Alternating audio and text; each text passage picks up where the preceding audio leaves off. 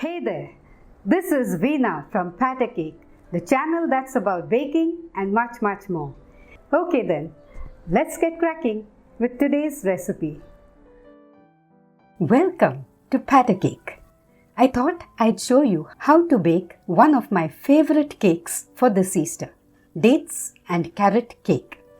One more reason why you must make this super tasty and moist cake is because we are making a healthy carrot and dates cake by replacing some of the maida with whole wheat flour.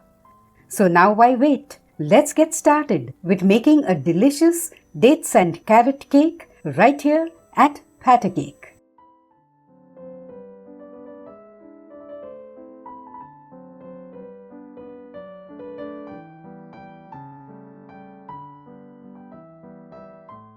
We'll start by making the caramel syrup that gives our healthy carrot and dates cake its rich dark brown color. To half a cup plus 2 tablespoons of sugar, let's add 2 tablespoons of water. I've kept the heat on medium. Use a thick bottomed vessel to ensure the sugar melts evenly and prevent the caramel from burning. Once all the sugar melts and the sugar syrup starts changing color, reduce the heat to low.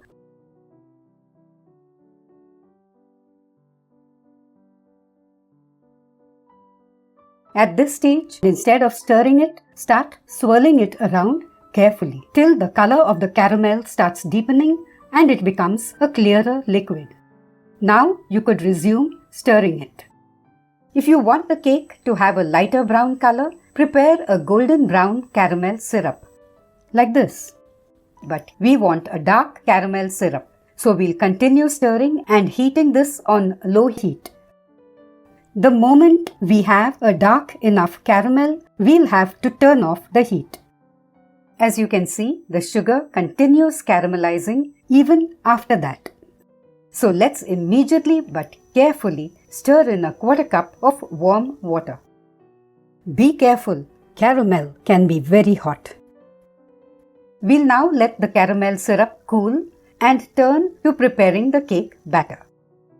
Let's mix 1 cup plus 2 tablespoons of maida or all-purpose flour and 3/4 of a cup of wheat flour, that is half a cup and a quarter cup.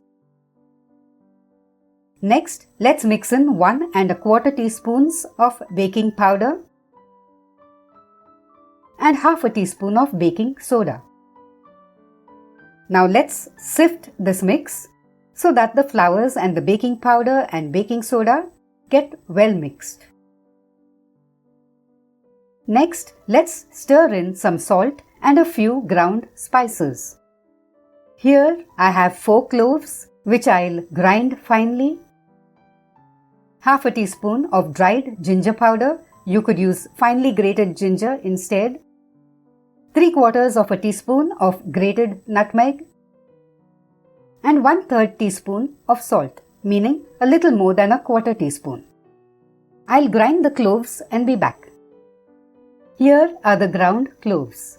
So now let's add all of this to the flour mix and give the mixture a good stir.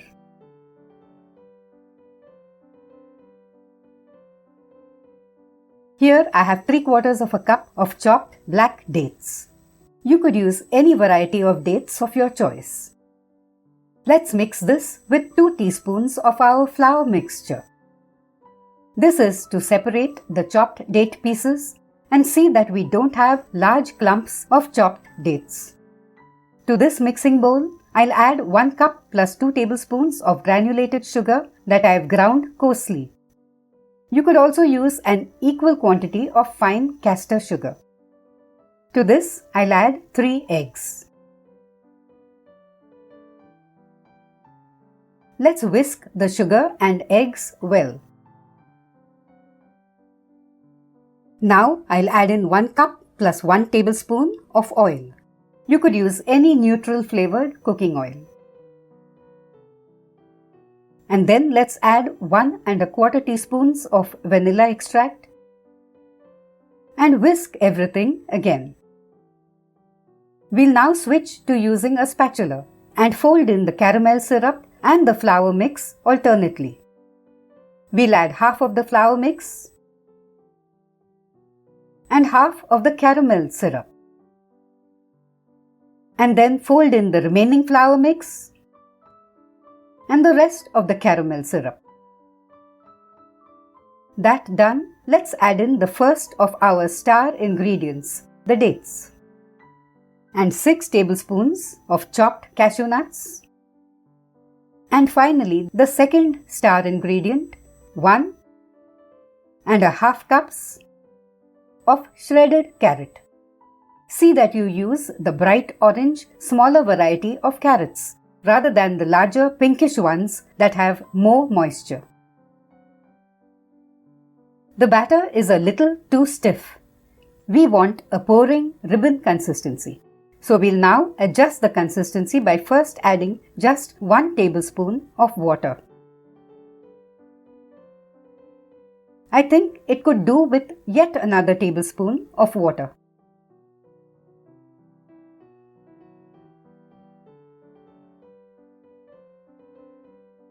This seems just right. So let's pour the batter into this 10-inch by 4.5-inch loaf pan that I have greased and lined with parchment paper. You could use an 8-inch round pan instead. Don't forget to tap the pan a few times on your work surface to release any trapped air bubbles. I'll now bake this at 170 degrees centigrade, that's around 340 Fahrenheit, for around an hour, or till a skewer inserted into it comes out clean. Here's our healthy carrot and dates cake. It took 1 hour to bake. If you're wondering about this sheet, whenever a cake needs an hour or so to bake, it's a good idea to cover it with parchment paper or aluminium foil after around 45 minutes so that the top remains soft and does not get burnt and become hard. I let the cake cool for around half an hour on a wire rack and then loosen the sides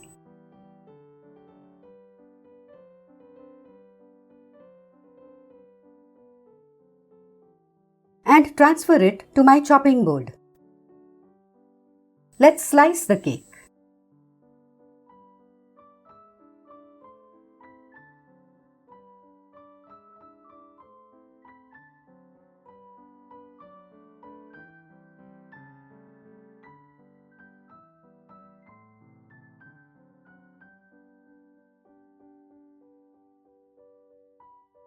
You absolutely should give this incredibly tasty and moist cake a shot. Make it in time for Easter if you can. It will surely add to the joy of your Easter celebrations.